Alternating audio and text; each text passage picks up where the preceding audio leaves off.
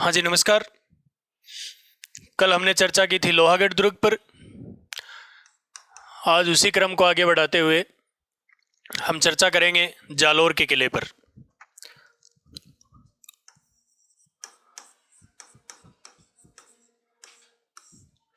जालोर का जो किला है वो नाम से पता चल रहा है कहाँ स्थित है, तो जालोर में स्थित है। और इस किले का निर्माण जिस शासक के द्वारा करवाया गया वो था प्रतिहार वंश का शासक, जिसका नाम है नागभट्ट प्रथम। जालोर दुर्ग का निर्माण प्रतिहार शासक नागभट्ट प्रथम के द्वारा करवाया गया था। ये किला जिस नदी के किनारे बना हुआ है उस नदी का नाम है सूकड़ी। जालोर का किला कौन सी नदी के किनारे?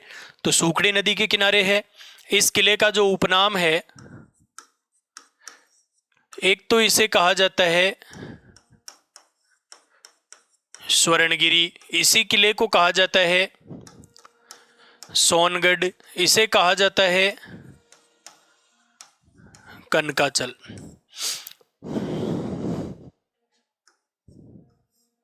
सुवर्णगिरी, सोनगढ़, कनकाचल और कांचनगिरी नाम से। यदि हमसे पूछा जाए कि वह किला जिसे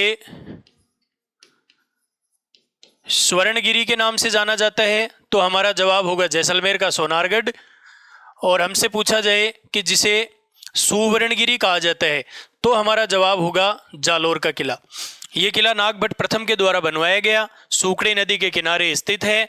और हमने ये भी पढ़ा कि जालोर का जो किला है वो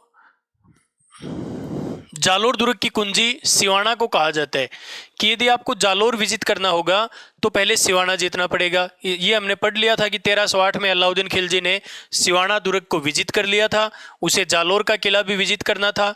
जालोर का किला दो राज्यों की सीमा पर स्थित है, एक तो मारवाड़ और दूसरा गुजरात।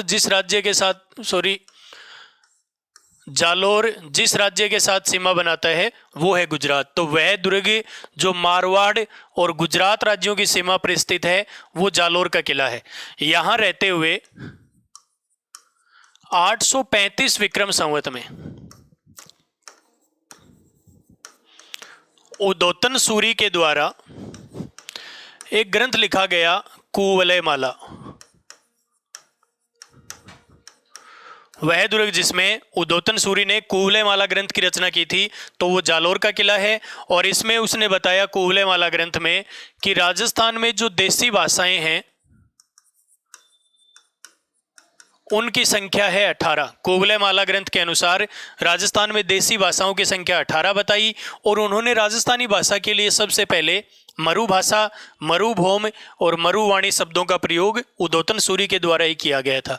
दूसरा, मारवाड़ के शासक एक का नाम है भीम सिंह और दूसरा उनका भाई जिसका नाम था मान सिंह राठौड़। गुजरात के शासक मारवाड़ के शासक भीम सिंह और दूसरा मान सिंह राठौड़, इन दोनों के मध्य उत्तराधिकार के युद्ध हुए। राज्य प्राप्ति को के लिए उत्तराधिकार के युद्ध हुए और इस युद्ध में इस मान सिंह ने जालोर के किले में शरण ली थी।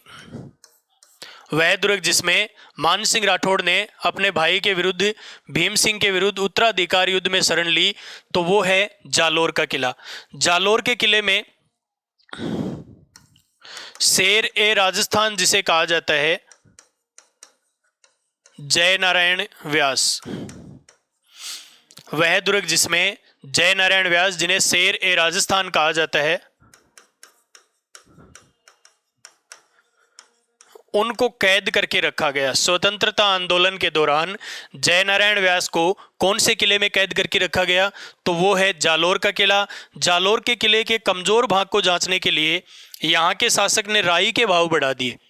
लोगों ने महलों से राई चोरी कर ली और सुबह बाजार में लेकर पहुंचे। तो आपने वो कहावत सुनी होगी, राई के भाव रात बीते। इस किले के लिए एक कहावत है, राई के भाव रात बीते। कौन से किले के लिए कहा गया है कि राई के भाव रात बीते, तो वो है जालोर का किला। ताज उल मासिर,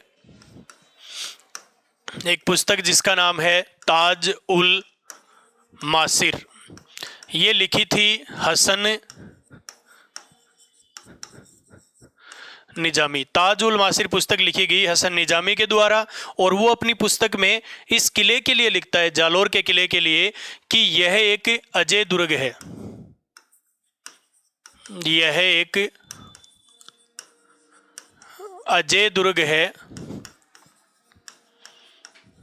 इसके दरवाजे किसी विजेता ने नहीं खोले।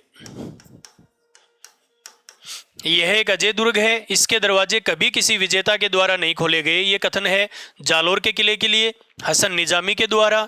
जालोर के किले के लिए जो कहावत है वो है राई के भाव रात बीते। जालोर का किला प्रतिहार शासक नागभट्ट प्रथम के द्वारा इसका निर्माण करवाया गया। सूकड़ी नदी के किनारे एक किला स्थित है।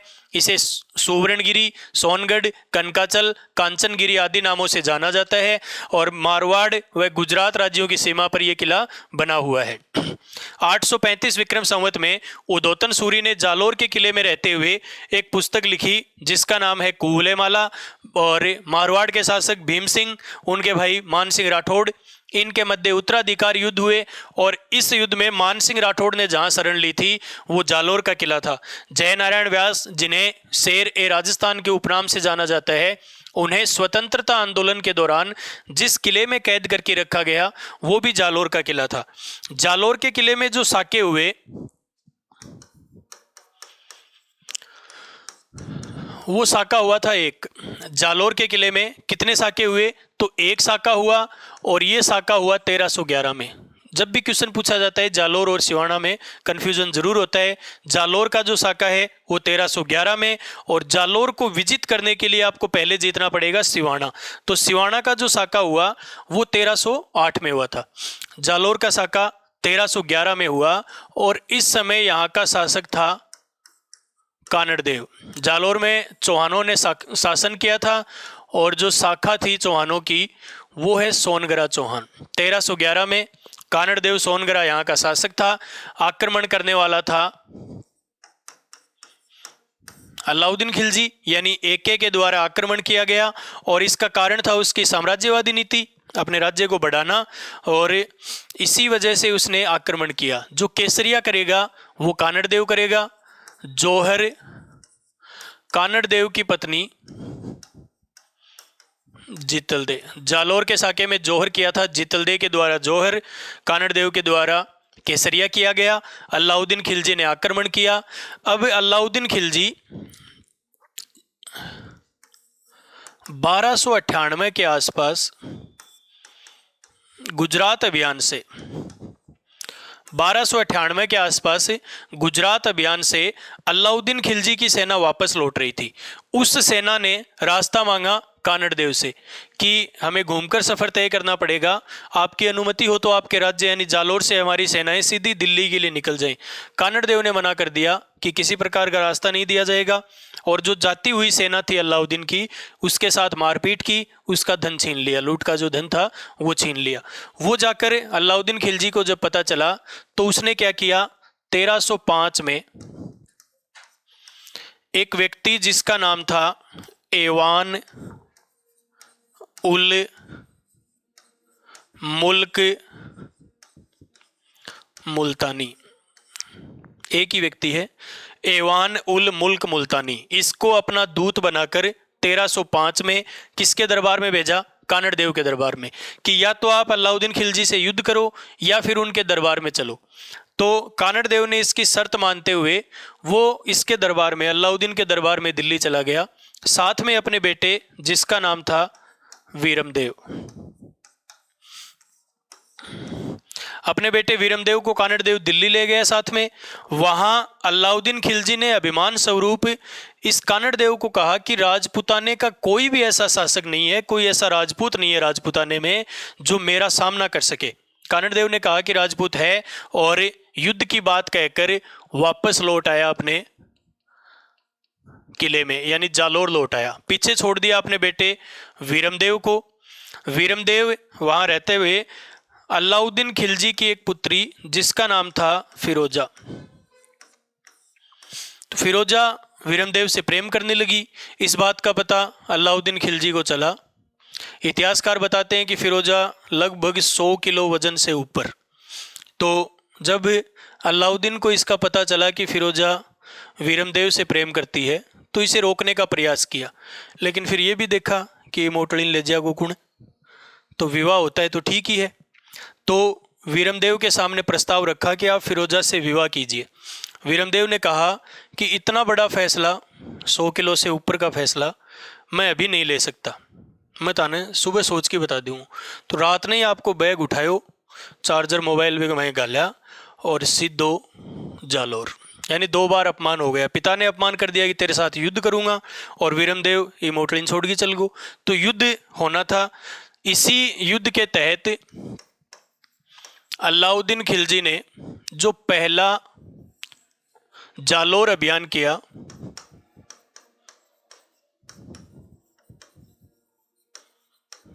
वो 1308 में किया। अलाउद्दीन खिलजी का पहला जालोर अभियान 1308 में हुआ और उसने बाड़मेर का एक किला विजिट कर लिया, सिवाना, यानी जालोर दुर्ग की कुंजी को अलाउद्दीन खिलजी ने 1308 में विजिट कर लिया, जो सिवाना बाड़मेर में स्थित है, और उसको विजिट करके सिवाना का नाम खैराबाद रख लिया। आप पढ़ चुके हैं ये बातें।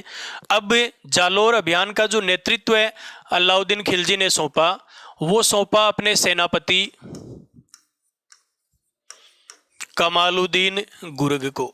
अलाउद्दीन खिलजी के द्वारा 1311 के जालोर अभियान का नेतृत्व है किसे सौंपा गया, तो उसका सेनापति जिसका नाम था कमालुद्दीन गुर्ग को सौंपा गया। जालोर का किला एक अजय दुर्ग है, किसी विजेता ने इसके द्वार नहीं खोले, विश्वासघाती आपको चाहिए। तो एक विश्वासघाती जिसका नाम था दहिया बिक्का, या जिसे बिक्का दहिया कहा जाता है।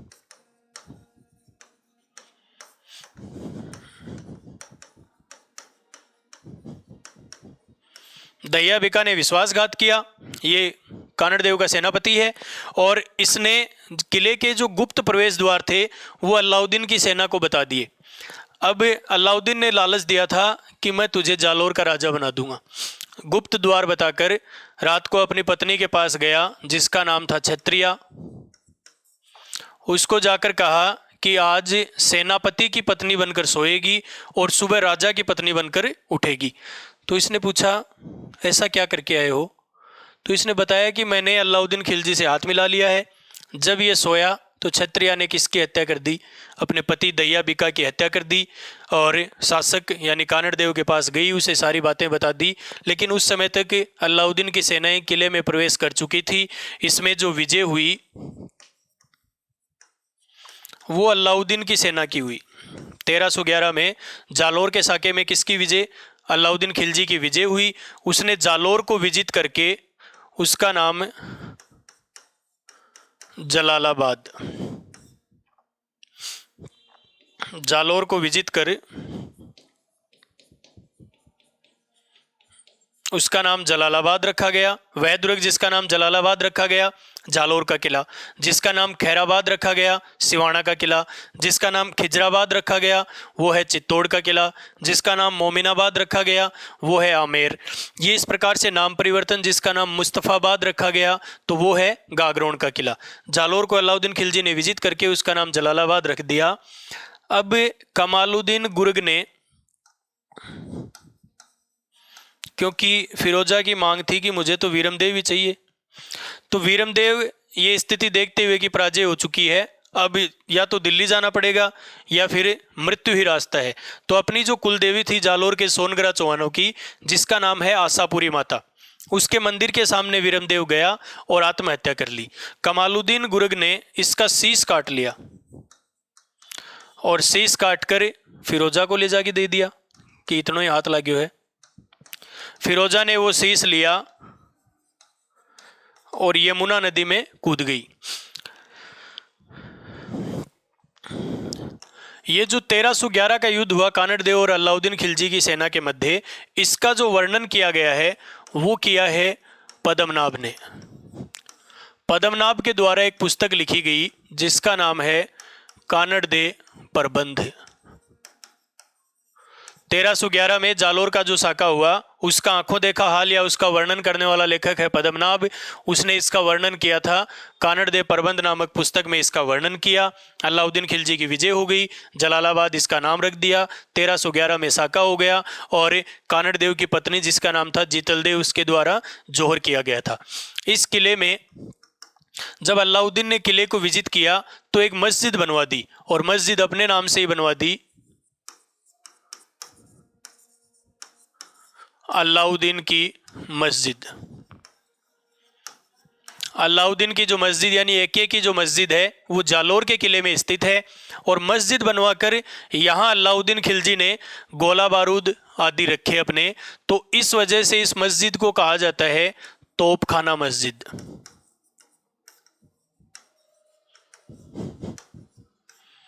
तोपखाना मस्जिद का निर्माण अलाउद्दीन खिलजी के द्वारा करवाया गया था और इस तोपखाना मस्जिद का मूल नाम है अलाउद्दीन की मस्जिद। पूछा जाए कि अलाउद्दीन का मकबरा स्थित है चित्तौड़ में। अलाउद्दीन की मस्जिद जालोर के किले में, अलाउद्दीन का मकबरा ये है चित्तौड़ के किले में स्थित है। अलाउद्दीन की मस्जिद को किस उपनाम से, तो वो है तोपखाना मस्जिद। वीरमदेव की वीरता से जुड़ा हुआ किला है, इस वजह से यहाँ एक चौकी बनी हुई है, वीरमदेव की चौकी। यहाँ एक कब्र है जिसका नाम है फिरोजा की कब्र।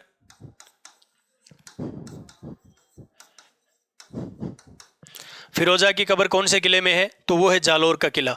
यहाँ एक छतरी बनी हुई है, नटनी की छतरी, इसी नाम से आपने ये भी सुना होगा नटनी का चबूतरा। तो नटनी का जो चबूतरा है वो है पिछोला झील के किनारे, और पिछोला झील जिस जिले में है वो है उदयपुर। गलकी नामक एक नटनी थी, उसकी याद में पिछोला झील के किनारे एक चबूतरा बनाया है जिसे नटनी का चबूतरा कहा जाता है। नटनी की छतरी यदि पूछी जाए तो वो जालोर के किले में है। यहाँ एक कब्र बनी हुई है जो फिरोजा की कब्र है। एक चौकी जिसे वीरमदेव की चौकी कहा जाता है। अलाउद्दीन ने किला विजिट करने के उपलक्ष्य में एक मस्जिद बनवाई जिसे अलाउद्दीन की मस्जिद या फिर तोपखाना मस्जिद कहा जाता है। इसके बाद अगला किला है नागौर दुर्ग। ये भी नाम से पता चल रहा है नागौर का जो किला है वो नागौर में ही स्थित है। पृथ्वीराज चौहान तृतीय उनके पिता थे सोमेश्वर, और सोमेश्वर का एक सामंत था जिसका नाम था कैमास। इस कैमास को कहा जाता है कदम्बवास या फिर इसे ही कहा जाता है कैलाश।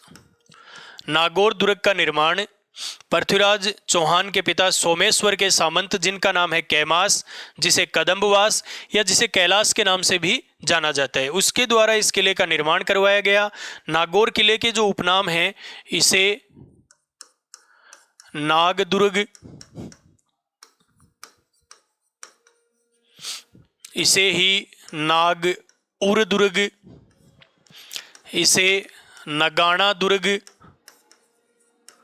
और नागौर का जो प्राचीन नाम था वो था अहिछत्रपुर। इस वजह से इसे कहा जाता है अहिछत्रपुर दुर्ग। नागदुर्ग, नागौर दुर्ग, नगाना दुर्ग और अहिछत्रपुर दुर्ग के नाम से जिस किले को जाना जाता है वो नागौर का किला है। कैमास के द्वारा इसका निर्माण करवाया।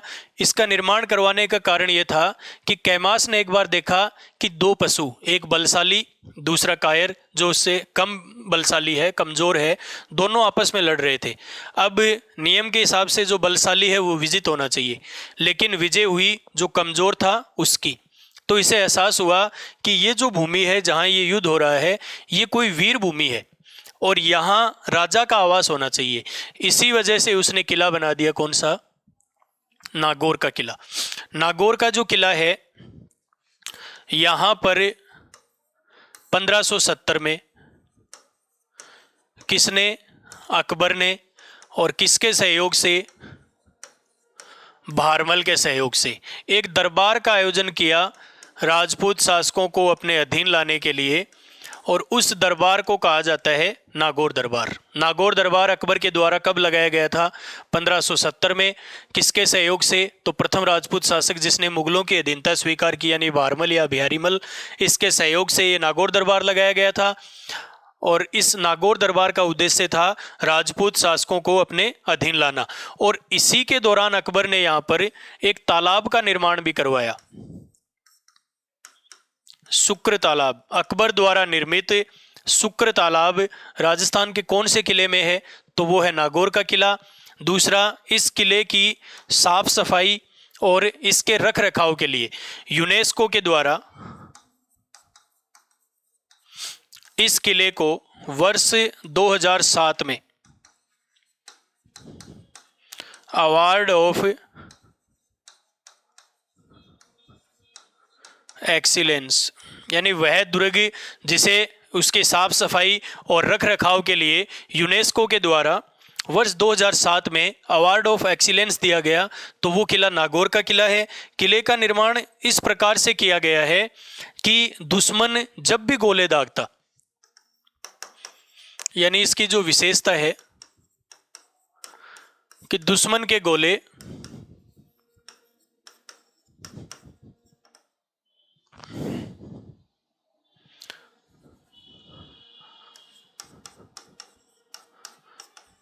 महलों को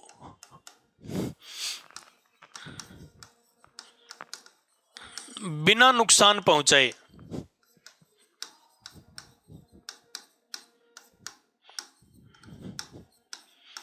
ऊपर से निकल जाते थे।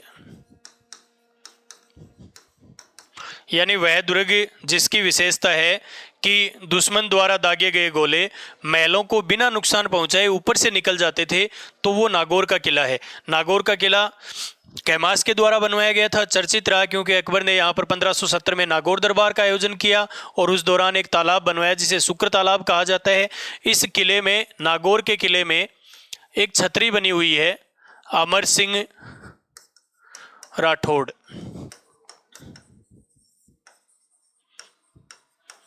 अमर सिंह राठौड़ की जो छतरी है वो नागौर के किले में स्थित है। जितने खंभों पर बनी हुई है वो हैं 16, यानी 16 खंभों की छतरी राजस्थान में कहाँ स्थित है? तो वो है नागौर में। किसकी छतरी है? अमर सिंह राठौड़ की छतरी है। अगला किला है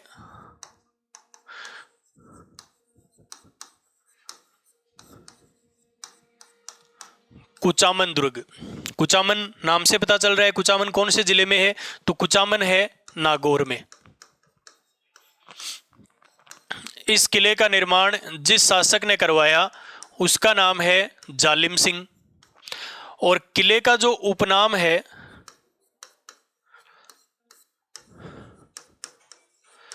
इसे जागीरी किलों का सिरमौर कहा जाता है। ये पूछा जाए कि किलों का सिरमौर कौन सा है, तो वो है चित्तौड़ का किला। और ये पूछा जाए कि जागीरी किलों का, राजस्थान में जितनी भी जागीर हैं उनमें सर्वश्रेष्ठ किला कौन सा है, तो वो है कुचामन का किला। इस किले के निर्माण को देखते हुए ये कहा गया है, इसके लिए कहावत है कि ऐसा किला रानी जाए के पास हो सकता है, यानी जिसने रानी से जन्म लिया है, जो राजा का बेटा है, उसके पास तो ऐसा किला हो सकता है। रानी जाए के पास हो सकता है, किंतु ठुकरानी जाए के पास नहीं। ऐसा किला रानी जाए के पास हो सकता है किंतु किसी ठुकरानी जाए के पास नहीं हो सकता, तो वो किला है कुचामन का किला, जो नागौर में स्थित है। जालिम सिंह के द्वारा इसका निर्माण करवाया गया और इस किले को कहा जाता है जागीरी किलों का सिरमौर। वह दुर्ग जिसे जागीरी किलों का सिरमौर कहा जाता है, तो वो है कुचामन का किला। ऐसा किला रानी जाए के पास हो सकता है किंतु ठुकरानी जाए के पास नहीं हो सकता। कौन सा किला है? कुचामन का किला है। अगला किला है शेरगढ़, और इस शेरगढ़ के नाम से किले बने हुए हैं 2। शेरगढ़ नाम से 2 किले हैं। इससे पहले एक ही नाम के 2 किले हमने पढ़े, तारागढ़, एक अजमेर में और दूसरा बूंदी में। शेरगढ़ नाम से भी 2 किले हैं, एक तो कहाँ स्थित है, बारां में स्थित है, और दूसरा कहाँ स्थित है, ये है धौलपुर में। धौलपुर का जो शेरगढ़ है इसका निर्माण करवाया था मालदेव ने। शेरगढ़ धौलपुर का निर्माण किसके द्वारा करवाया गया, तो इसका निर्माण मालदेव के द्वारा करवाया गया। इस किले का उपनाम है, इसे दक्षिण का द्वारगढ़ कहा जाता है। वह दुर्ग जिसे दक्षिण का द्वारगढ़ कहा जाता है वो कौन सा है, शेरगढ़ धौलपुर। दक्षिण के द्वारगढ़ नाम से प्रसिद्ध शेरगढ़ कौन से जिले में है, धौलपुर में स्थित है। यहां एक तोप स्थित है जिसका नाम है हुनहुकार तोप।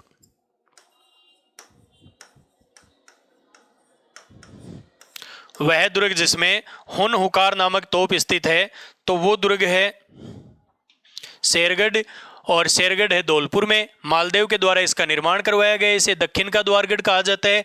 धौलपुर जो जिला है वो 2 राज्यों के साथ सीमा बनाता है, एक तो उत्तर प्रदेश और दूसरा मध्य प्रदेश। तो राज्य का एकमात्र दुर्ग जो 3 राज्यों की सीमा पर स्थित है, राजस्थान का एकमात्र दुर्ग जो 3 राज्यों की सीमा पर स्थित है वो है शेरगढ़। दूसरा शेरगढ़ है बारां में, जिस नदी के किनारे है वो है परवन नदी।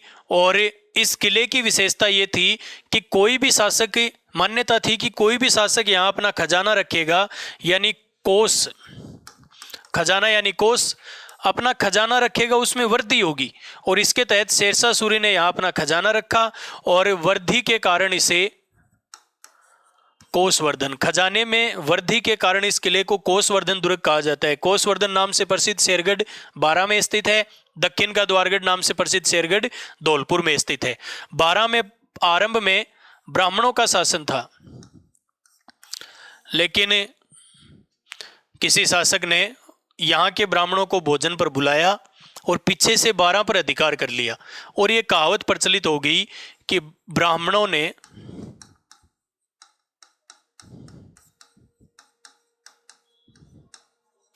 लड्डुओं के भरोसे बारां की सत्ता खोई।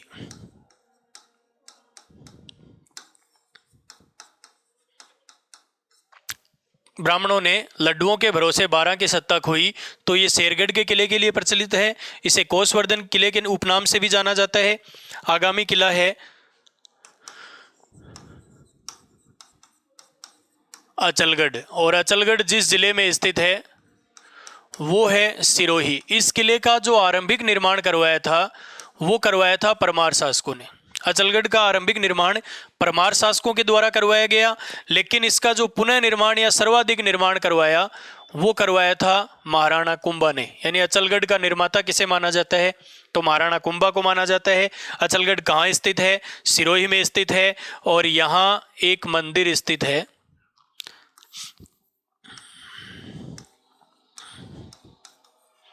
अचलेश्वर महादेव मंदिर। यानी महादेव शिव का मंदिर है, और शिव के जो मंदिर होते हैं उनमें शिवलिंग की पूजा होती है। लेकिन इस मंदिर की विशेषता है, अचलेश्वर महादेव मंदिर की विशेषता है कि यहाँ मूर्ति के स्थान पर भगवान शिव का अंगूठा पूजा जाता है। वह मंदिर जहाँ मूर्ति के स्थान पर भगवान शिव के अंगूठे की पूजा होती है तो वो है अचलेश्वर महादेव मंदिर, जो अचलगढ़ सिरोही में स्थित है। गुजरात का शासक जिसका नाम था महमूद बेगड़ा, गुजरात के शासक जिनका नाम है महमूद बेगड़ा, उन्होंने अचलगढ़ पर आक्रमण किया किले को जीतने के लिए। और इस महमूद बेगड़ा पर आक्रमण कर दिया मधुमक्खियों ने। इस आक्रमण से इसकी मृत्यु हो गई, और महमूद बेगड़ा से संबंधित एक स्थल अचलगढ़ में बना दिया गया जिसका नाम है भंवराथल। महमूद बेगड़ा गुजरात का शासक, उससे संबंधित स्थल भंवराथल कौन से किले में है? तो वो है अचलगढ़ का किला। अचलगढ़ सिरोही में स्थित है। आरंभिक निर्माण परमार शासकों के द्वारा करवाया गया, सर्वाधिक निर्माण महाराणा कुंभा के द्वारा। अतः इस किले का जो निर्माता माना जाता है वो महाराणा कुंभा को माना जाता है। और महाराणा कुंभा ने यहाँ अपने आराध्य देवता, जिनकी वो पूजा करता था, महाराणा कुंभा के आराध्य देवता थे विष्णु, और उनके लिए एक मंदिर बनवा दिया, कुंभ श्याम मंदिर। महाराणा कुंभा द्वारा निर्मित कुंभ श्याम मंदिर राजस्थान के 3 किलों में बनवाए गए थे। एक तो अचलगढ़ के किले में हो गया, दूसरा उसने एक किला बनवाया था कुंभलगढ़, एक किले में उसने निर्माण कार्य करवाए थे चित्तौड़गढ़। कुंभ श्याम जो मंदिर है वो राजस्थान के 3 जिलों में है। एक तो है सिरोही में, दूसरा है कुंभलगढ़ राजसमंद में, और तीसरा है चित्तौड़ के किले में यानी चित्तौड़गढ़ में स्थित है।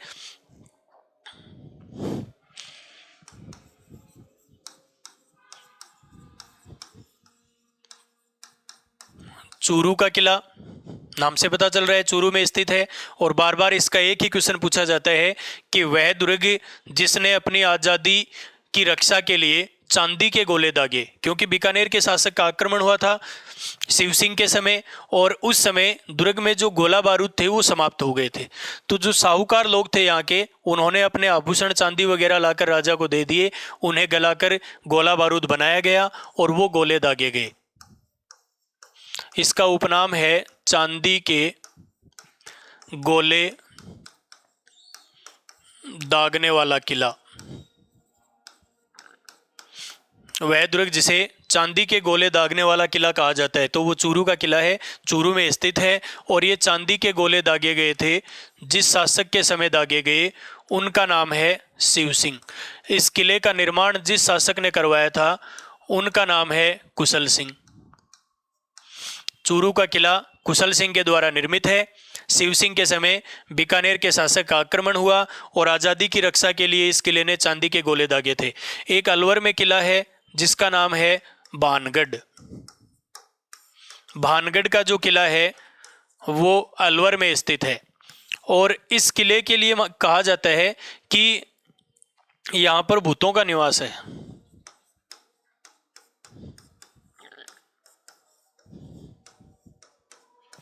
वह दुर्ग जिसे भूतों का किला कहा जाता है वो है भानगढ़ और जिस जिले में स्थित है वो है अलवर में। तो ये हमारी एक स्थापत्य कला का टॉपिक पूर्ण हुआ, दुर्ग स्थापत्य। आगामी हम चर्चा करते हैं। आज हमारा जो दूसरा टॉपिक होगा उसके बारे में हम चर्चा करते हैं कि राजस्थान की जो प्रथाएं और रीति रिवाज राजस्थान में प्रचलित थे,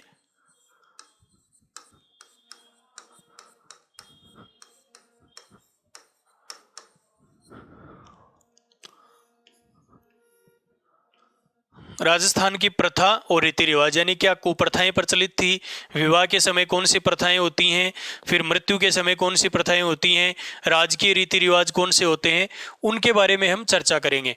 आपने पढ़ा है कि जो राजस्थान है उसे राजपूताना के नाम से जाना जाता था। क्यों जाना जाता? क्योंकि यहाँ शासन करने वाला जो वर्ग था वो राजपूत वर्ग था। सबसे पहले जॉर्ज थॉमस ने इसे राजपूताना नाम दिया 1800 में।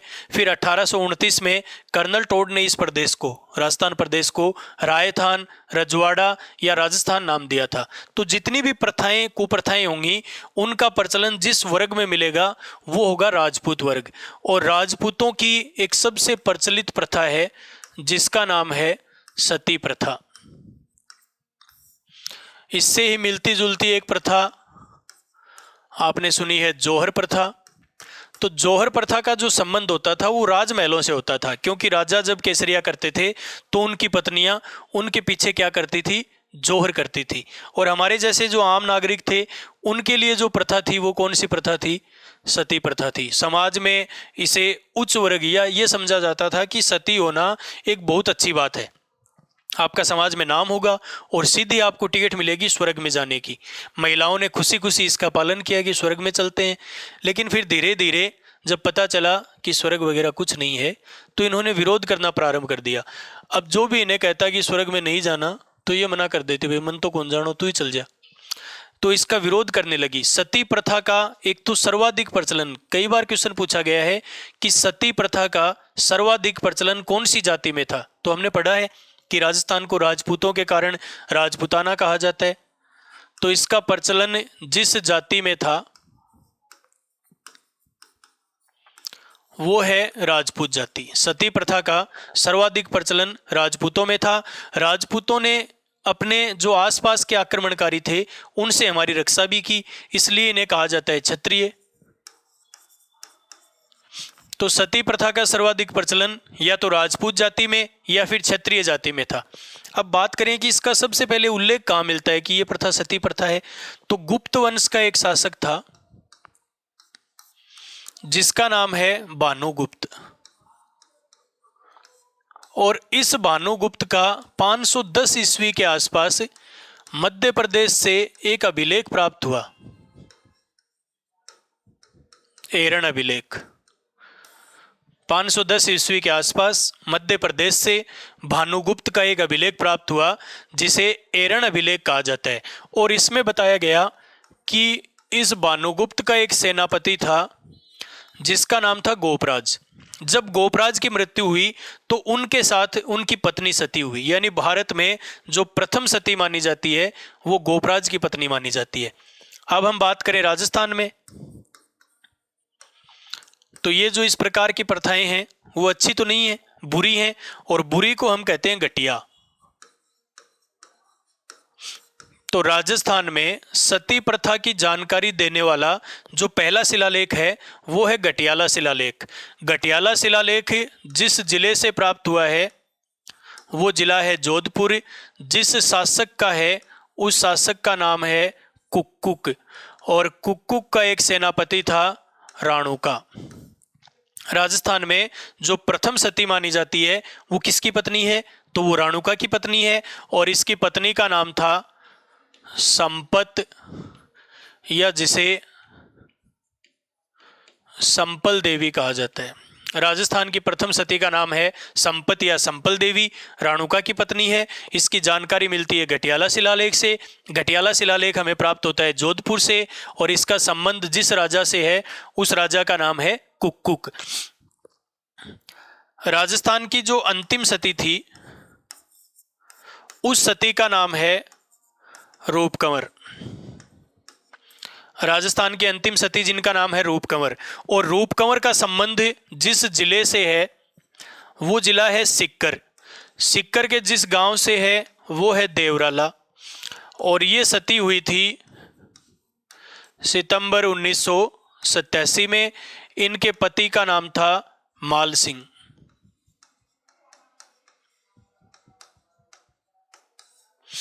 राजस्थान की अंतिम सती रूपकंवर कहाँ से है, सिक्कर से है। कौन से गांव से है, देवराला से है।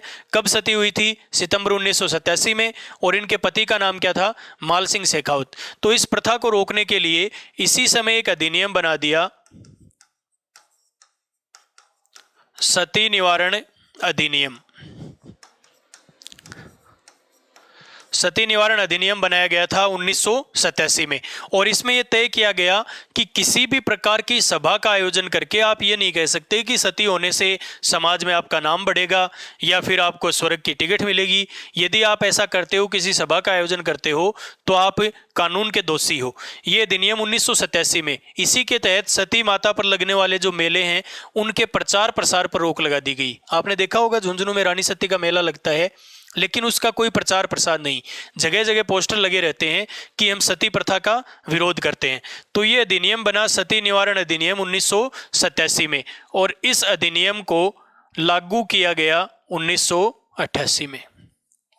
सती निवारण अधिनियम कब बनाया गया, 1987, और इसे लागू कब किया गया, 1988 में। जो सती प्रथा भारत में अवैध घोषित की गई वो की गई थी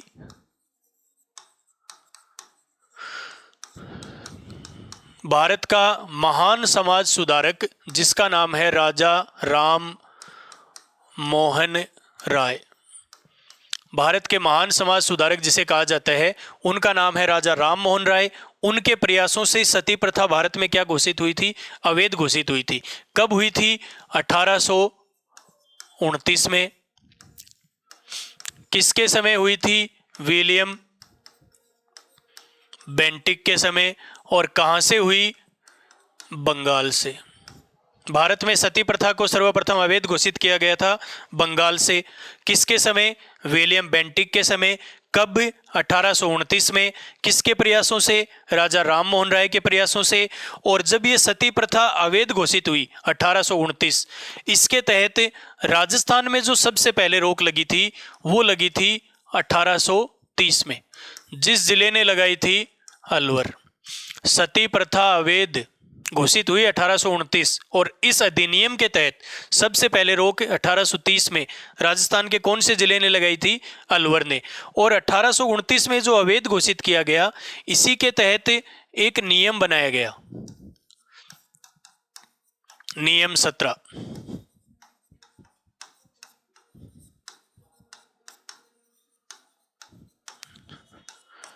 रीट में पूछा गया क्वेश्चन है कि किस नियम के तहत सती प्रथा को अवैध घोषित किया गया था? तो वो नियम है नियम 17। राजस्थान में सती प्रथा अवैध 1829 का जो अधिनियम है उसके तहत सबसे पहले 1830 में अलवर ने रोक लगाई थी। लेकिन उससे पहले ही राजस्थान का एक जिला है, यानी राजस्थान में सती प्रथा पर सबसे पहले रोक कब लगी? 1822। कौन से जिले ने लगाई? बूंदी जिले ने लगाई थी। और उस समय बूंदी का शासक कौन था? तो वो है विष्णु सिंह। सती प्रथा 1829 के अधिनियम के तहत याद रख लेना 1830 में अलवर में। लेकिन सबसे पहले राजस्थान में रोक कब लगी? 1822। कहाँ लगी थी? बूंदी में। कौन से शासक ने लगाई थी? विष्णु सिंह ने। राजपूताने का शासक सवाई जयसिंह द्वितीय, जिसे राजस्थान की राजनीति का चाणक्य कहा जाता है, जिसे तेज दिमाग के कारण, चतुर होने के कारण राजस्थान की लोमड़ी भी कहा जाता है। और वो व्यक्ति पहला व्यक्ति था जिसने सती प्रथा का समर्थन नहीं किया, यानी राजपूताने का पहला शासक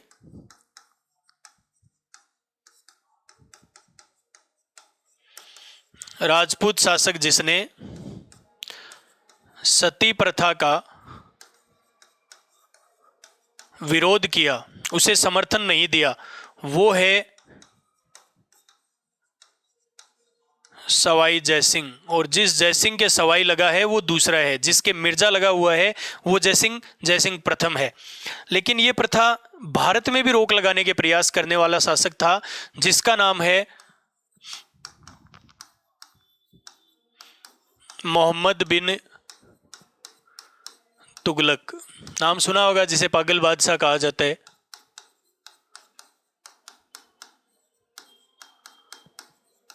क्योंकि चमड़े के सिक्के चला दिए, राजधानी बदलता रहा और इसी वजह से इसे पागल बादशाह कहा जाता है। तो भारत का प्रथम शासक जिसने सती प्रथा पर रोक लगाने के प्रयास किए, उस शासक का नाम है मोहम्मद बिन तुगलक। राजस्थान का शासक या राजपूत शासक जिसने इसका विरोध किया, उसका नाम है सवाई जयसिंह। राजस्थान में सबसे पहले रोक लगी थी 1822 में बूंदी में। और विष्णु सिंह के समय 1829 का जो अधिनियम बना, उसके तहत सबसे पहले रोक लगाने वाला राजस्थान का जिला था अलवर। उसने 1830 में रोक लगाई थी। अणख या कणक, सती प्रथा से संबंधित एक नाम है अणख या कणक। तो जो महिला सती होती थी वो अपने परिवार को सती होने से पहले उपदेश देती थी। सती महिला के या सती होने वाली स्त्री के उपदेश किस नाम से जाने जाते हैं? तो वो है अणख या फिर कणक। और सती होना यानी अपने पति की मृत्यु पर उसके साथ सती होना, एक इसी में होती है अनुमरण प्रथा। इसमें क्या होता था कि पति की मृत्यु जब विदेश में हो जाती, उसका शव नहीं पहुंच पाता, तो पत्नी क्या करती? उसकी कोई भी निशानी के साथ, पत्नी उसकी निशानी के साथ सती होती थी।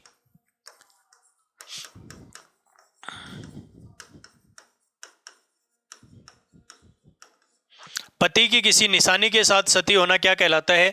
तो वो है अनुमरण प्रथा। जैसे ही पति की मृत्यु हुई तो उसे पता चला तो वो कमरे में जाती, जाके गुदरान देखती भी, कोई तान सेनक बीड़ी को गुटकोक जो भी लात तो वो उठाती भी के साथ सती हो जाती। तो ऐसी स्त्री, क्योंकि पति की मृत्यु पर तो सती हो रही है, जबरदस्ती होना है, लेकिन पति की निशानी के साथ ही सती हो जाए, उस स्त्री को कहा जाता है महासती। रूठी रानी का नाम आपने सुना होगा, यानी उमादे। जब मालदेव की मृत्यु हुई तो उमादेव उसकी पगड़ी के साथ ही सती हो गई थी। एक सती होती है आसती। सती का मतलब है पति के साथ सती होना, यानी विवाहित स्त्री सती होगी। आसती का मतलब होता है कुंवारी सती, यानी बिना विवाह करे, बिना पति के सती होने वाली स्त्री को क्या कहा जाता था? आसती कहा जाता था। आपने एक देवी के बारे में पढ़ा है जिनका नाम है घेवर माता, और घेवर माता का जो मंदिर है वो है राजसमंद में। मालवा के किसी राजकुमार से प्रेम करती थी, राजकुमार किसी युद्ध में मारा गया तो वो बिना विवाह के ही उसके साथ सती हो गई थी। तो कुंवारी जो सती है वो राजस्थान में घेवर माता है, कुंवारी सती को आसती कहा जाता है।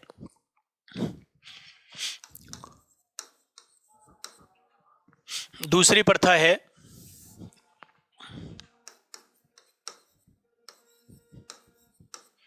डावरिया प्रथा।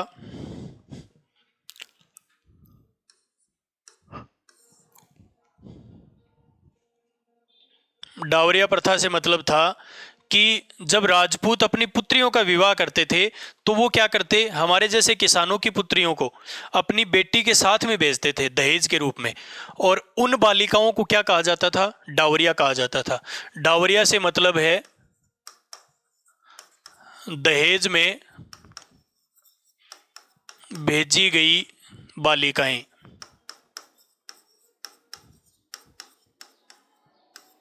दहेज में भेजी गई बालिकाओं को डावरिया कहा जाता था, राजपूतों की प्रथा है। फिर है दहेज प्रथा।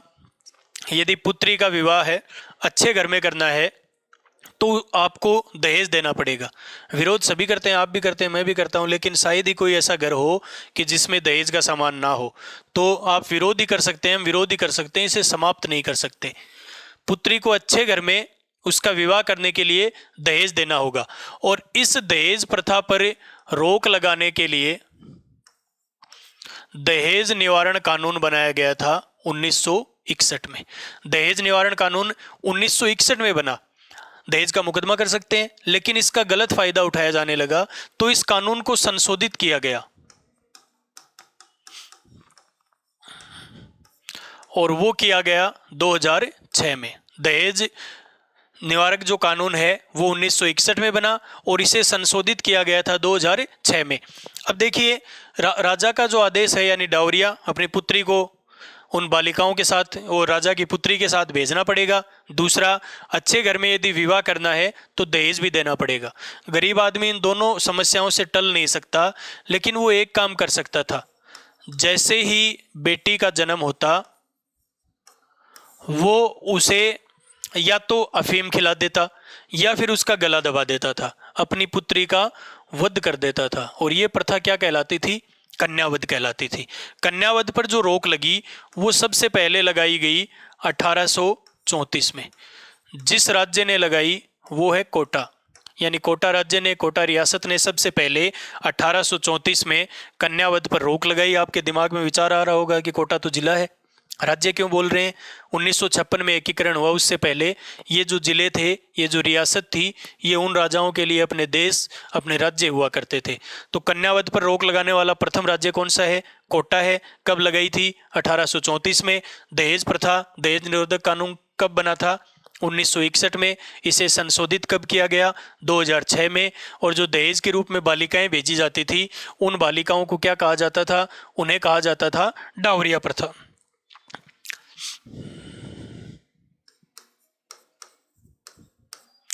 एक प्रथा है डाकण प्रथा। डाकण मतलब जिसे हम भूत मान सकते हैं, यानी जिसमें बुरी आत्मा का निवास है, वो है डाकण। और ये जो प्रथा है, ये हमारे जैसे पढ़े लिखे लोग तो नहीं मानते, इन बातों को मानते हैं कौन? आदिवासी लोग। और आदिवासी संभाग राजस्थान का कौन सा है? तो वो है उदयपुर। डाकण जो प्रथा है वो कौन से संभाग की प्रथा है? उदयपुर संभाग की प्रथा है। और यहाँ आदिवासी जातियां पाई जाती हैं दो, एक तो भील और दूसरी कौन सी, मीणा। आदिवासी संभाग उदयपुर में भील व मीणा जाति की प्रथा, जिसे किस नाम से जाना जाता है, डाकण प्रथा के नाम से जाना जाता है। इस प्रथा पर रोक लगाई गई थी सबसे पहले, कब लगाई गई, 1853 में लगाई गई। जिस जिले में लगाई गई उसका नाम है उदयपुर। जिस स्थान पर लगाई गई उस स्थान का नाम है खैरवाड़ा। और इस समय मेवाड़ का शासक था स्वरूप सिंह। अंग्रेज अधिकारी था जेसी ब्रुक। जेसी ब्रुक के समय शासक स्वरूप सिंह ने कहां से, खैरवाड़ा से, कौन से जिले में, उदयपुर में, कब, 1853 में एक प्रथा पर रोक लगाई। कौन सी प्रथा पर, डाकण प्रथा पर। डाकण प्रथा का संबंध आदिवासी संभाग उदयपुर से है और जिन जातियों की प्रथा है वो है भील और मीणा जनजाति की प्रथाएं।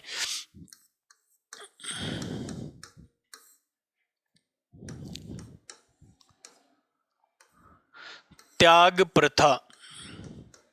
त्याग का मतलब आपके विचार से तो ये है कि सब कुछ छोड़ देना या त्याग देना, लेकिन ये त्याग प्रथा ये नहीं है।